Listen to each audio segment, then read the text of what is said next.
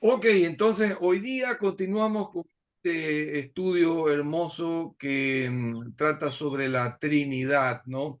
Habíamos quedado en la clase pasada eh, en los pasajes bíblicos que nos muestran una y otra vez, ¿no? Las tres personalidades de este Dios uno, que es a la vez tres, y vimos que en Lucas 3, el pasaje donde se aparece pues Jesús en el bautismo, el Espíritu Santo bajando de forma visible de paloma y la voz del cielo del Padre, ¿no? Diciendo, este es mi hijo amado, etcétera, ¿no? Lo mismo se repite en Mateo, pero en otra ocasión, cuando en el monte, antes de la transfiguración, estando solamente 3 discípulos con él, los discípulos ven que él se transfigura y se oye una voz, ¿no? Del cielo que dice, he aquí mi siervo, a quien yo he escogido, mi amado, en quien se agrada mi alma. Dice, pondré mi espíritu sobre él y a los gentiles a anunciar el juicio. Entonces está el Padre hablando, el Hijo recibiendo y el Espíritu Santo también en él, ¿no? Luego, pues en Juan, Jesús también dice que él rogará como Jesús al Padre, dos personas, que venga el Espíritu Santo, están las tres allí, ¿no? Y también les manda a que prediquen en Mateo 28:19, bautizándolos en nombre de los tres, Padre, Hijo y Espíritu Santo, ¿no? Luego Pablo en Corintios, 1 Corintios, nos dice que hay diversidad de dones, de ministerios y de operaciones, pero el Espíritu es uno, el Señor es el mismo y Dios, que es el Padre, hace todas las cosas. Entonces menciona a los tres, ¿no? Y luego en la 2 Corintios también habla, se despide diciendo que la gracia de Jesucristo, el amor del Padre y la comunión del Espíritu sea sobre todos vosotros, ¿no? En Efesios también habla de que la iglesia siendo un cuerpo, ¿no? Y en un mismo espíritu, ¿no? Nos mantengamos en la misma fe, en un mismo Señor, en un mismo bautismo. Entonces habla de que uno es Dios, pero un Señor, un espíritu, una iglesia, una fe, un bautismo, siempre hay una unidad en todo. No habla de tres, pero los menciona, sin embargo. Entonces vemos que es uno, pero que también es tres. Es interesantísimo esto. En Primera de Pedro también nos habla de que el Dios Padre, en santificación del Espíritu, ¿no? Y rociados en la sangre del Hijo, que es Jesucristo. Entonces ahí están también mencionados los tres. Y finalmente en Romanos, ¿no? Habla de que el Espíritu intercede por nosotros, ¿no? Con gemidos indecibles, y que el que escudriña los corazones, que es Dios, ¿no? Sabe, ¿no? Qué es lo que está en nosotros. Ahí está entrando Matucha también. Sabe qué es lo que está en nosotros y menciona también a las tres personas. Bueno, muy bien. Entonces, hoy vamos a ver el tema de la deidad del Hijo y del Espíritu Santo. La deidad, es decir, es esa condición o esa característica de ser Dios. Eso significa la deidad. ¿Y por qué decimos del Hijo y del Espíritu y no mencionamos, perdón, al Padre? Y Porque Él ya es Dios. es porque con él no hay discusión, exacto. Es decir, la religión judía les enseñaba por generaciones a la tribu al pueblo de Israel que Dios era uno y que él era Padre, ¿no? Entonces, Dios y Padre no hay discusión, pero luego aparece el Hijo en la figura humana de Jesucristo y él empezó a revelar que el Padre y él eran uno y lo querían apedrear. Exacto, entonces había, digamos, había trifulca ahí. Bienvenidas a Mayantuca y Matucha, que ya están por ahí. Bienvenidas. Bueno, entonces vamos a analizar si el Hijo, según la Escritura, y también el Espíritu Santo, realmente son Dios, ¿no? Porque del Padre no hay discusión. Entonces, no todos los que se llaman o se autodenominan cristianos, un término que a mí particularmente en lo personal, pero es algo ya personal, no prefiero no usar, porque para empezar en la Biblia no habla sino en 2, 3 partes de la palabrita cristiano, pero con otra connotación, sino que habla de en Cristo, que somos convertidos, que somos discípulos, que somos santos, y otra serie de palabras, pero no menciona esto.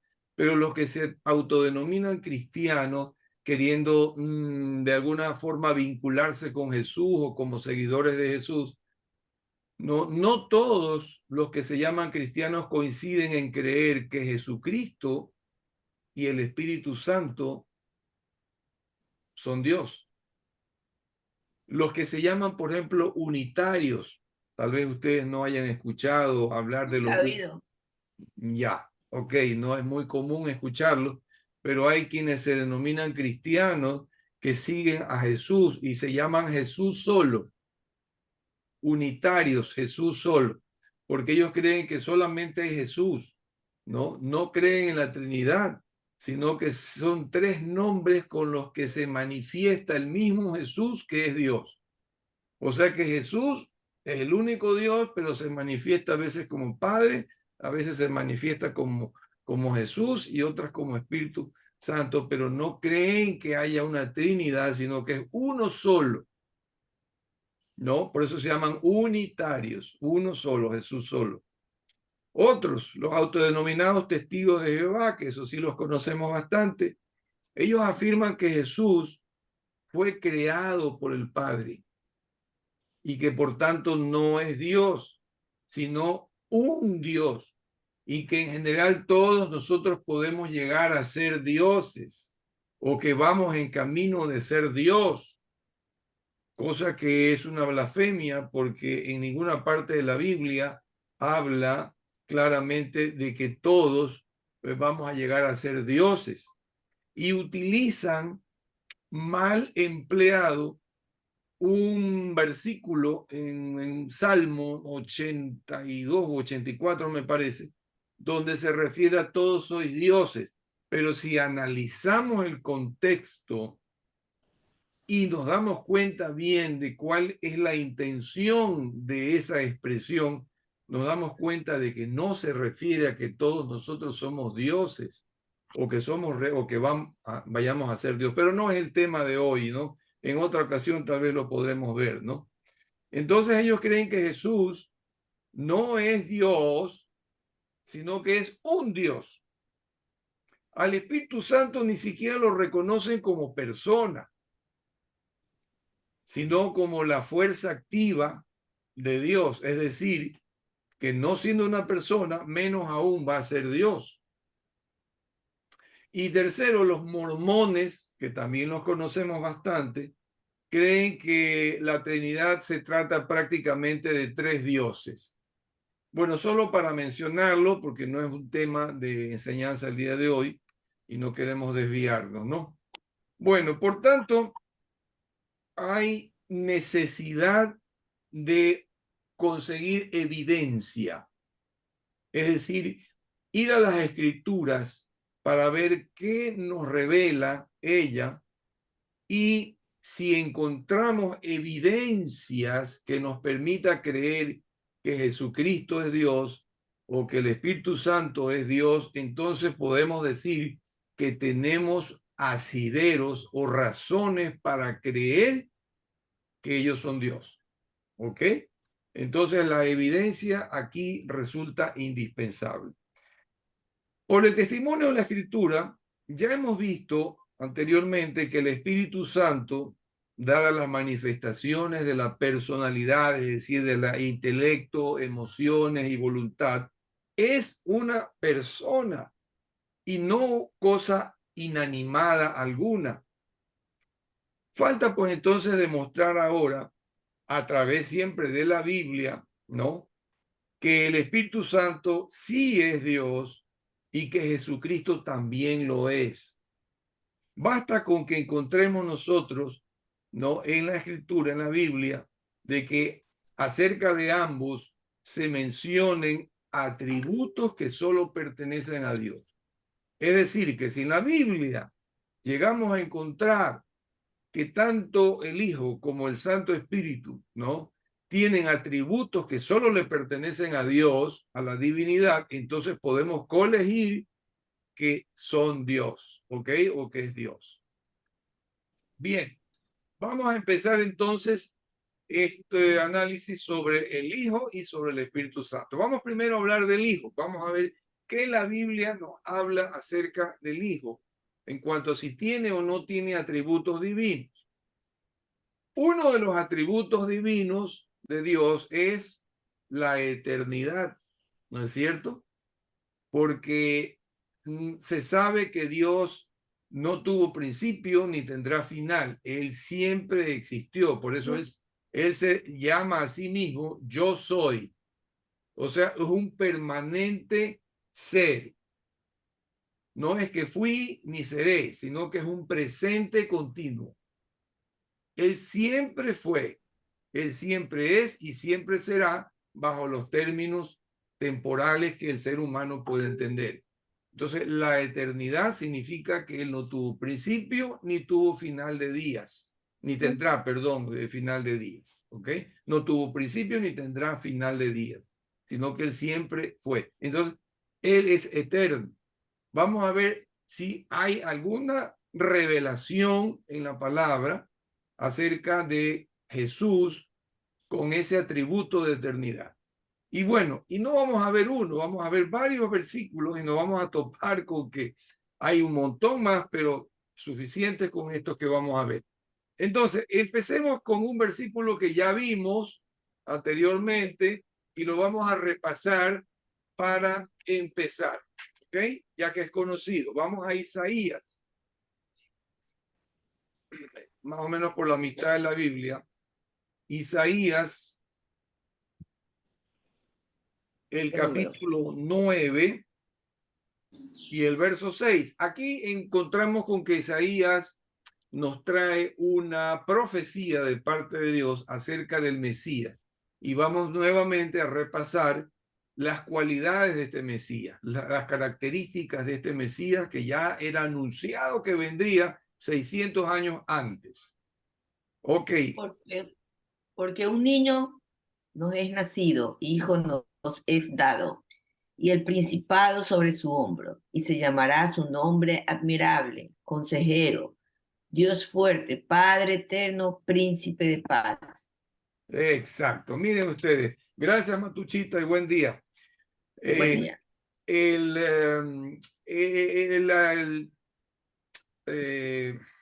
Perdón, el profeta, disculpen, el profeta Isaías muestra las cualidades que tendría el Mesías y atendamos con cuidado a esto. Cuando dice se llamará su nombre, realmente no menciona el nombre que le iban a poner a Jesús como decir Roberto, ¿ok? Pero desde tiempos inmemoriales siempre se entendió que los nombres son una representación de la personalidad del individuo. Si nosotros vamos a Google y ponemos significado del nombre Roberto, nos vamos a encontrar ahí con que Roberto es esto, el otro, el otro, el otro, y más o menos ahí narra cuál es, digamos, la esencia de la personalidad de quienes tienen ese nombre. Es curioso, pero esto lo ha habido siempre. Y por ejemplo, Matucha, si tú vas a ver Matilde, vas a encontrarte con algo interesante, seguramente. Lo mismo Ana, Anita. Vayan y busquen y van a descubrir si no lo han hecho ya, ¿no? ¿Qué significa el nombre? Yo otra vez busqué Anika de mi nieta y Heidi también de mi hija y así, y me he encontrado con unas curiosidades muy atractivas, muy interesantes, porque cierto es que algunos rasgos principales de la personalidad están reflejadas en el nombre. Entonces, cuando dice que se llamará su nombre, no vemos que dice el nombre, sino que menciona las cualidades. Y dice admirable, alguien que es digno de admiración, porque es alguien muy especial, alguien supremo, ¿no?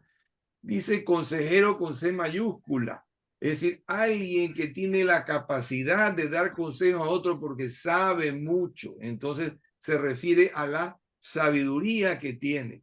Y sabemos que Dios tiene sabiduría milenial, ¿no? Eterna. Pero luego ya viene y lo dice de Juan Ping Pong, dice Dios fuerte. Entonces, a ese Mesías que vendría y que otros profetas dicen, y lo vamos a ver, ¿no? Como Miqueas, dicen Belén, que en Belén iban a nacer y todo esto, mencionan, ¿no?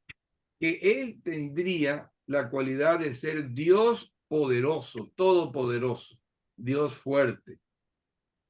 Entonces, ya está señalando una característica expresa y taxativamente divina. No hay duda, porque si dice Dios fuerte, está describiendo una cualidad de este Mesías que es divina. Para más todavía, añade en la expresión Padre eterno. O sea que dentro de su naturaleza, dentro de su identidad, está el Padre que es eterno, que no conoce principio ni conocerá final. Y también menciona príncipe de paz, que es un principado, es una realeza, es el hijo del rey. Un príncipe es siempre el hijo de un rey. Bueno, aquí lo vemos clarísimo, pero como que si no fuera suficiente, avancemos un par de Isaías. El siguiente libro es Jeremías. ¿Y la versión tuya, Anita, qué dice? Anita Mayaba. Ya lo leo. Anita Consuelo. Anita Contuelo, porque un niño nos ha nacido, un hijo se nos ha dado. Le ponen en el hombro el distintivo de rey y proclaman su nombre consejero admirable. Dios fuerte, Padre que no muere, príncipe de la paz. ¿Ve? Ahí lo hacen eterno también. Claro. Y Padre que no muere. El que no muere simplemente no conoce muerte, es eterno. Claro. Es que no hay más, no hay más, no hay manera de interpretarlo de otra forma. Pero miren ustedes que a pesar de que esto está en la escritura, hay quienes teniendo la escritura y pudiendo entenderla en el espíritu, no lo hacen y niegan la divinidad de Jesucristo. Pero no importa, sigamos viendo en Jeremías capítulo 23. Después de Isaías viene Jeremías. Está aladito. Aladito, así es. 23, versículos 5 y 6. A ver, yo voy a leer como dice en el mío. Ya. Así dice Yahvé, llega el día en que yo haré surgir un hijo de David, que se portará como rey justo y prudente. Él gobernará este país según la justicia y el derecho. En aquel tiempo Judá gozará de paz e Israel permanecerá seguro. Y este es el nombre que le darán, Yahvé nuestra justicia. Miren ustedes, ya es muy parecido a lo que dice la versión Reina Valera, ¿no? Al cual le llamarán Jehová justicia nuestra. Al cual le llamarán. O sea, ya queda profetizado que a partir de Jesús, las generaciones le van a llamar Dios. Porque Jehová es Dios, es Eloah o Elohim, que tiene la característica de ser plural, ¿cierto? Entonces, miren, es contundente, por favor. Está refiriéndose al Mesías, porque Jeremías de parte de Dios dice esta profecía y dice Jehová. ¿Quién está diciendo esto? Jehová. Lo dice Jehová, claro. Dios. Lo habla, así es Jehová Dios, lo habla el profeta, pero de parte de él. Es como que dice, vengo a decir de parte de Dios. Dios dice que yo diga esto. Y Juan dijo todo. ¿Ok? Dice Jehová que él vendrá un tiempo en que él va a hacer brotar un renuevo, un hijo de la línea de David. Y sabemos que Jesucristo vino de la tribu de Judá, ¿no? Porque Belén de Judá, ¿no? Belén era la ciudad del rey David. Belén era la ciudad del rey David. Belén de Judá. ¿ok? Entonces viene de la línea de Judá, no viene de Benjamín, ni de Zabulón, ni de los otros, de Rubén, Isaacar, Gad y todas las otras tribus, sino vino de la tribu de Judá, que era uno de los hijos de Jacob, de uno de los 12 hijos de Jacob, ¿ok? Entonces, y habla, le da la condición real, nuevamente, dice, reinará como rey, ¿no? Y hará Justo y prudente. y prudencia en la tierra, ¿ok? En su día será salvo Judá, o sea, está hablando de que hay salvación que va a traer, pero los judíos pensaban que era una salvación política, una redención de una dominación extranjera como la romana. Entonces ellos esperaban ya en tiempos de Roma que vendría el Mesías a libertarlos de la dominación romana. Entonces que iba a haber luchas, batallas, guerras y que iba, cuando no tenía nada que ver con eso. Era redención, libertad y salvación espirituales. Será salvo Judá, dice, e Israel habitará confiado. Y dice, este será su nombre con el cual le llamarán. Pero nuevamente no habla del nombre Jesús, sino del significado. Jehová, justicia nuestra. Rectitud nuestra. Le llama Jehová. O sea, tiene el mismo nombre, la impronta, el sello del Padre. Del Padre. ¿Qué les parece? Wow. ¿Sí o no? Más claro no canta un gallo. Pero aún falta más. Seguimos viendo Miqueas, después de Jeremías, Lamentaciones, Daniel, Amós, Abdías, Miqueas. Ahí está. Después de Jonás viene Miqueas. Sí, después de Jonás, correctísimo. Todas estas son profecías. Todas Sí. estas son profecías, correcto. Después vamos a ver cosas del Nuevo Testamento. Perdón, Miqueas dijiste. Correcto, correcto. Miqueas capítulo 5, verso 2. Por eso, si Yahvé los abandona, es solo por un tiempo, hasta que aquella No, no es. no, puede ser que sea el 3. A ver, léete el 3. Él se mantendrá a pie firme y guiará su rebaño con la autoridad de Yahvé, para gloria del nombre de su Dios. Vivirán seguros, pues su poder llegará hasta los confines de la tierra. No es.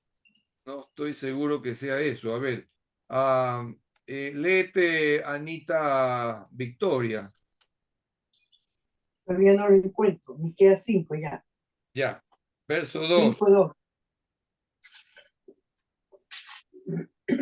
Pero tú, Belén, Eso. Éfrata, pequeña para estar entre la familia de Judá, de ti me saldrá el que será Señor en Israel, y sus salidas son desde el principio, desde los días de la eternidad.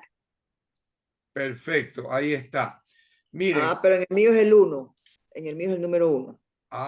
eso, a ver, léete ahora sí, entonces es el 1. Dice, pero tú, Belén Éfrata, aunque eres la más pequeña entre todos los pueblos de Judá, tú me darás a aquel que debe gobernar Israel. Su origen se pierde en el pasado, en épocas antiguas. Ya, ok. Es decir, Eso es. se remonta a la eternidad. O sea, aquí nuevamente utiliza en la Reina Valera el término eternidad. Entonces, la eternidad es un atributo exclusivamente divino. No hay nada eterno, porque cuando el cosmos fue creado, el cosmos, no estoy hablando del planeta Tierra, sino mucho más atrás, el cosmos, el universo, cuando fue creado, ya Dios estaba, existía. Él fue el que lo creó. Entonces, es decir, siempre estuvo allí, eternidad. Y señala que Belén va a ser la fuente del Mesías, el origen, el sitio donde nacería, y ya sabemos que ahí fue que nació Jesús, ¿no? Dice Señor de Israel, ¿no? Y sus salidas son desde el principio, de una forma como poética de de expresarlo. Sus salidas son, o su origen, ¿no? Es desde el principio, desde los días de la eternidad. Es decir, ¿cómo poder definir la eternidad? Cada quien lo hace como puede, pero no se puede porque nuestra mente no es eterna, nuestra mente es finita, ¿ok? Nosotros fuimos creados y podemos vivir para siempre, pero tuvimos un origen. Espiritualmente hablando, viviremos para siempre, pero tuvimos un origen.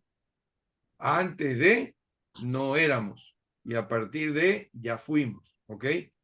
Entonces, Dios no tiene ese atributo de mortalidad o temporalidad, sino Él es eterno. Entonces, aquí vuelve a hablar del Mesías, por Belén, etcétera, el Señor Israel, y habla de eternidad.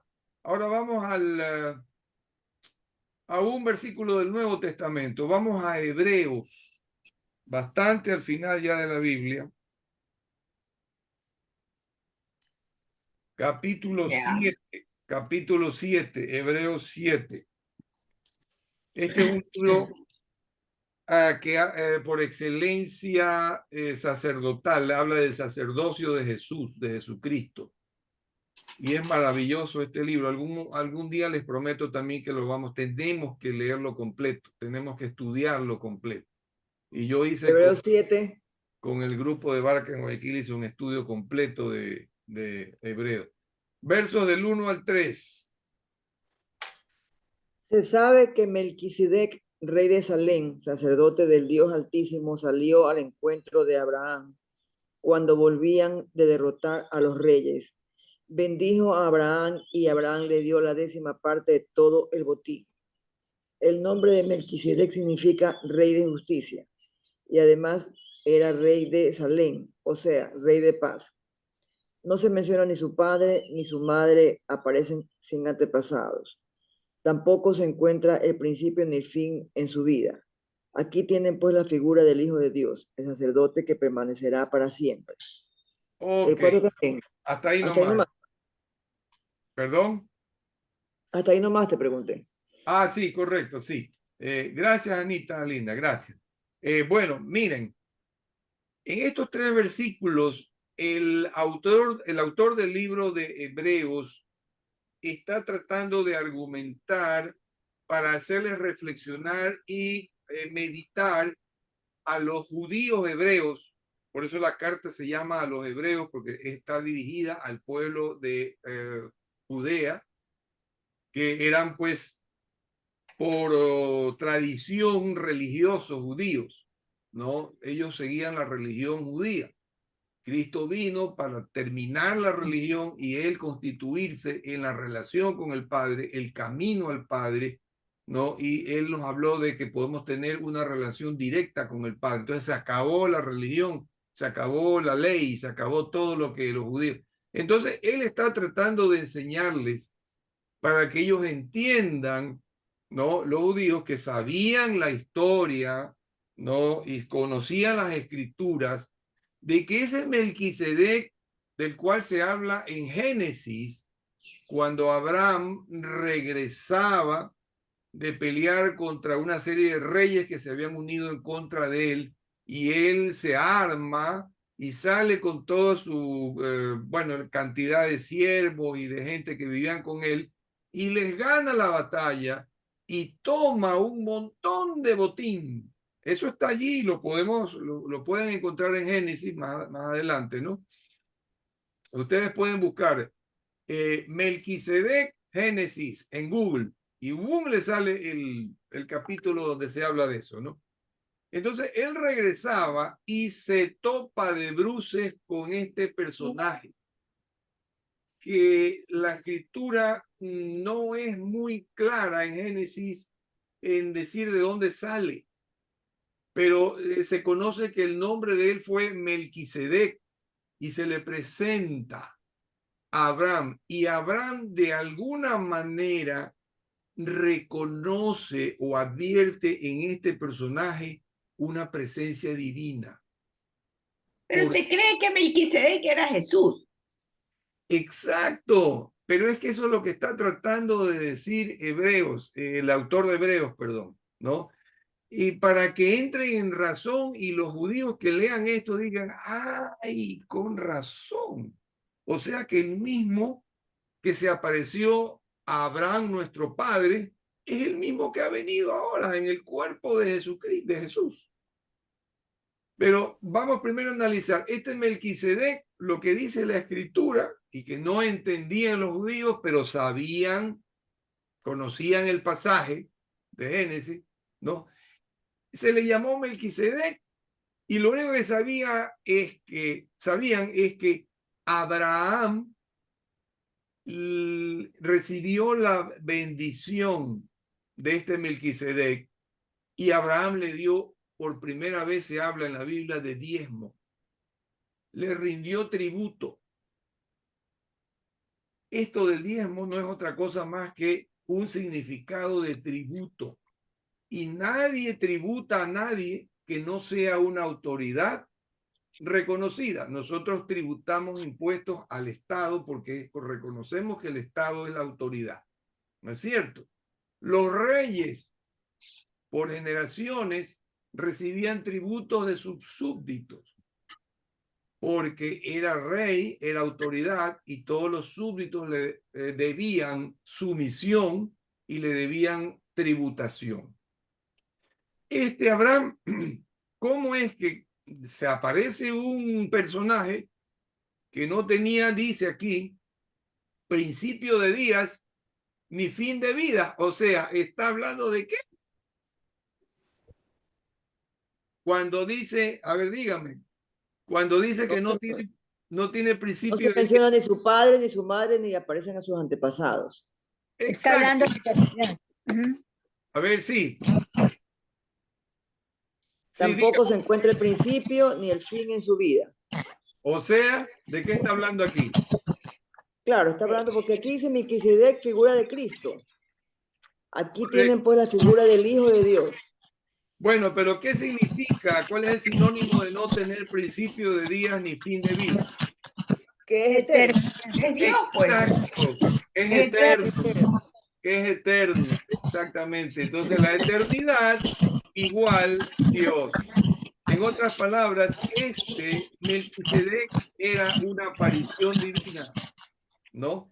Y dice, sino hecho semejante al Hijo de Dios. Ya, pues ahí está hablando clarísimo. Está hablando de Jesucristo.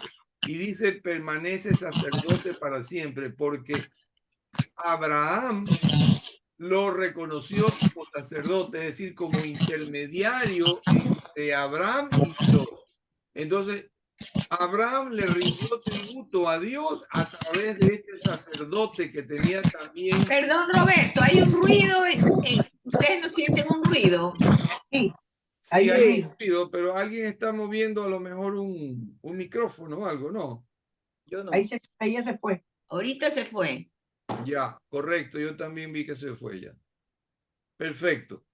Bueno, entonces, miren ustedes, razonemos un poquito, ¿no?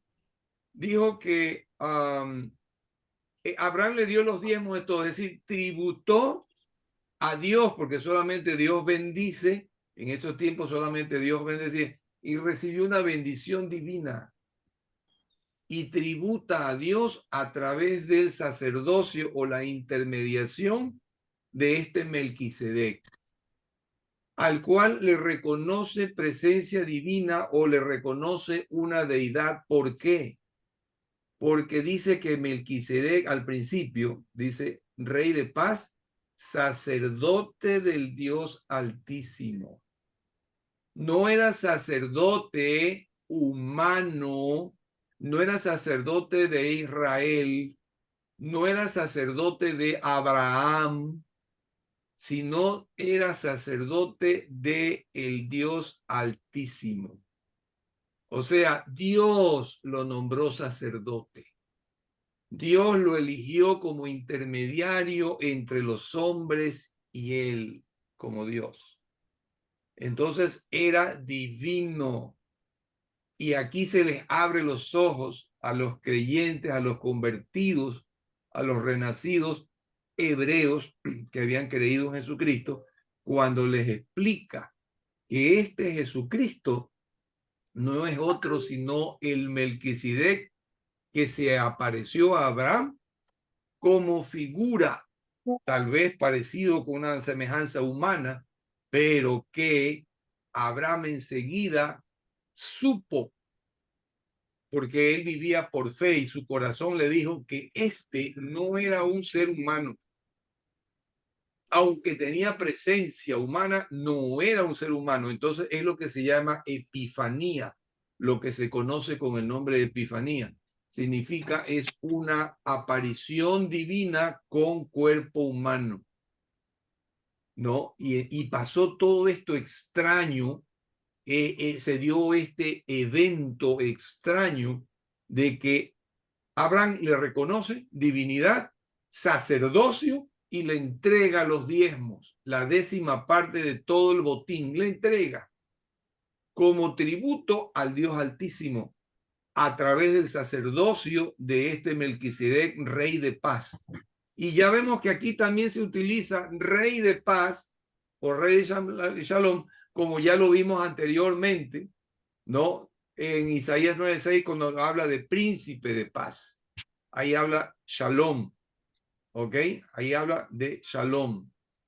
Muy bien, entonces, esto es increíble. Dice, no se le conocía padre, ni madre, ni antepasado, o sea, genealogía, de dónde viene, dónde salió. No, o sea, él sale de la nada, en otras palabras. Pero se sabe que no tiene principio de días ni fin de vida, es decir, es eterno.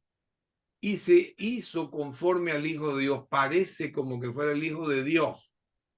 Entonces, está hablando en otras palabras de Jesucristo aparecido a Abraham ya en los días en que Abraham vivió. ¿Quieres que lea el Génesis? Ok. A ver, dice. Recuérdanos en qué capítulo está. Está en Génesis 14, 17, 18, 19 y 20. Ya, Génesis 14. Ok, Ajá. empieza a leerlo, por favor. Dice, cuando volvía de la derrota de Kedorlaomer y de los reyes con que él estaban, salió el rey de Sodoma a recibirlo al valle de Sabé, que es el valle del rey. Entonces Melquisedec, rey de Salem y sacerdote del Dios Altísimo, sacó pan y vino y le bendijo diciendo, bendito sea Abraham de Dios Altísimo, creador de los cielos y de la tierra, y bendito sea el Dios Altísimo que entregó tus enemigos en tu mano, y le dio a Abraham los diezmos de todos. Miren ustedes qué maravilla, inclusive hace mención del pan y el vino. Esto Es como una cena ya en aquella, a mí también me impresionó esa parte ahorita, ¿no? Por O sea, supuesto. se recrea la última cena acá, ¿no? Exactamente. Solamente Jesús habla del pan y el vino. Claro. Y lo deja como instituida la cena del Señor, la deja instituida como como un mandato, ¿no?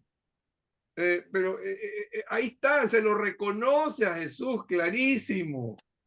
Ahí está Jesús, sino que Jesús es el nombre que le pusieron cuando vino como hijo de Dios a la tierra, como Mesías, pero realmente Él es el Hijo de Dios. Él es Dios, tiene divinidad, tiene eternidad. Entonces, está siendo reconocido, está la evidencia escritural de que Él es Dios. Que siempre existió también. Por eso siempre existió y siempre existirá, es decir, eternidad. Esa es la característica, es lo que estamos viendo, ¿no? Pero esto es maravilloso. Dice, parece que este Melquisedec ya lo conocían, porque dicen, entonces Melquisedec, rey de Salem, ¿no? Salió y como sacerdote del Dios Altísimo, sacó pan y vino y le bendijo. Lo bendijo. Y dice, bendito sea Abraham del Dios Altísimo, creador de los cielos y de la tierra, y bendito sea el Dios, o sea, lo bendijo a Dios y bendijo a Abraham, ¿no? Pero de este Melquisedec se habla aquí en el Génesis, y de ahí ya no se lo vuelve a nombrar más, sino en hebreo. O si hay algún momento más que se habla de él. Que yo recuerde, no. Solamente se lo No. menciona en Génesis y en Hebreos, ¿no? Porque hay la revelación del autor, o sea, de la revelación de Dios a través del autor de Hebreos, que se lo explica a los lectores del pueblo hebreo, creyentes, ¿no? Para que entiendan que ese Melquisedec del que se habla en Génesis, en la historia de Abraham, es el mismo Jesús, sino que ahora se presentó, se humanó ya en forma de Jesús, pero esta vez ya tenía cuerpo físico. Allá parece que sería, en la época de Adán, parecería que fue solamente una representación, ¿no? Pero no necesariamente era un hombre de carne y hueso porque no tenía padre, madre ni genealogía. Padre, en cambio Jesús tenía madre, se le reconocía un padre, que ahora sabemos que fue como adoptivo, y tenía hermanos y tenía una genealogía Jesús. Entonces, Pero ya, aquí hablan de que Melquisedec era rey de Salem. claro, pero lo que quiere Salem significa shalom, y la palabra shalom es paz, es una bendición integral. Él es rey de paz. Entonces no estamos hablando de que Salem era una tribu o era una ciudad, un pueblo. No, no. Está hablando de que él es rey de paz. O sea, está hablando de la divinidad, como aquí dice príncipe de paz en Isaías 9:6. Entonces, me explico. Entonces, ahí atan cabos. Y hasta hoy nosotros podemos también atar esos cabos y decir, wow, estamos hablando de que Jesús es el mismo Melquisedec, es decir, que ya Jesús existía desde el principio y se apareció. En la Biblia está Jesús mencionado de principio a fin, no solamente desde los evangelios. ¿Me explico? Jesús se lo nombra inclusive cuando los tres hombres entraron en el horno de fuego, ¿no? Ajá. Porque el rey Se ve la cuarta presencia. dicen el que hay un cuarto personaje allí y es semejante al Hijo de los Dioses. La revelación que tiene ese rey al que ve al cuarto personaje como un hijo de Dios, un hijo de una divinidad que él no conocía, entonces no podía describirla, pero dice semejante al Hijo de los dioses. Entonces Jesucristo estuvo allí también. El Hijo del Dios Altísimo estuvo allí personalmente con los tres y no dejó que se quemaran. Cuando salieron del horno de fuego ni siquiera olían a humo, ni siquiera su ropa se habían quemado ni un poquito. Y los que se murieron fueron los otros. Los otros que los llevaban los guardias se acercaron y era tal el calor que pedía ese horno. Otra vez está el sonido. Ajá, otra. Yo creo que eres tú, Roberto, que mueves algo. Sí, porque vuelve a sonar. Cuando tú te mueves parece que algo se mueve y entonces no se te puede escuchar por el ruido. Ahí ya se fue. No, yo creo que es cuando yo libero el micrófono. Ah. Bueno. A ver, yo tengo una pregunta. ¿Hebreos quién fue que le escribió? Mira, no se sabe hasta el día de hoy y hay una polémica que subsiste, bueno. Lo mismo iba a preguntar yo. Por siglos, no se sabe. Unos creen que fue Pablo, otros creen, ¿quién era el otro? No me acuerdo quién era, no sé si era Jacobo, no sé quién, pero en todo caso, se cree que hay 2 o 3 autores, ¿no? Pero hasta el día de hoy no se puede a ciencia cierta definir quién fue. Hay ciertas similitudes, pero también hay diferencias, por ejemplo, con el estilo de Pablo de escribir, y hay otras razones por las cuales se piensa que no fue Pablo o que sí fue Pablo. Entonces, no entremos en esa discusión. Todavía no se sabe hasta el día de hoy quién fue el autor, ¿no? Pero es maravilloso cómo lo presenta Jesucristo como el sumo sacerdote, el sacerdote del Dios Altísimo. Él vino para ser de sacerdote permanente. para siempre, permanece para siempre. Es lo que termina diciendo este pasaje de Hebreos, ¿no? Que dice, permanece sacerdote para siempre, o sea, por la eternidad. Él es el intermediario, eso es lo que es un sacerdote. Intermediario entre Dios y el hombre. Eso es lo que significa sacerdote. Y el que ejerce eso, ejerce un sacerdocio. Entonces, Jesucristo permanece sacerdote para siempre. ¿Ok? Así que aquí lo aclara de una manera taxativa. Solamente aquel que es necio o que no tiene la inspiración del Espíritu puede negar que Jesucristo tiene condición divina. Bueno, chicas, la siguiente semana, el martes próximo, vamos a hablar sobre la segunda cualidad, que es la omnipresencia. Significa que está en todas partes al mismo tiempo. Eso no lo tienen ni los ángeles, ni Satanás, ni nadie, solamente lo tiene Dios. La omnipresencia de Dios. Y lo vamos a ver en 2 versículos relativo a Jesús. Y se van a sorprender tal vez porque no sé si lo hayan visto, lo hayan leído. Después de eso vamos a ver la omnisciencia. Y también habla sobre la omnisciencia, que es el saberlo todo, ¿no? La capacidad creadora también lo habla de Jesús y vamos a seguir viendo. Es maravilloso esto que vamos a ver, pero ya solamente les anuncio como un tráiler, nada más. Ya son las 8 de la mañana ya, ¿no? Ok, entonces hasta aquí nomás vamos a quedar y vamos a... Uy, ¿qué pasó? Ya, vamos entonces a dar por terminado el video, ¿no?